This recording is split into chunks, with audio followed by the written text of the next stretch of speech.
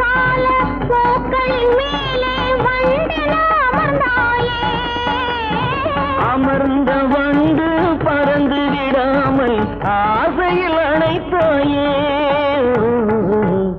ஒரே முறைதான் உன்னோடு பேசி பார்த்தேன், நீ ஒரு தனிப்பிறவி.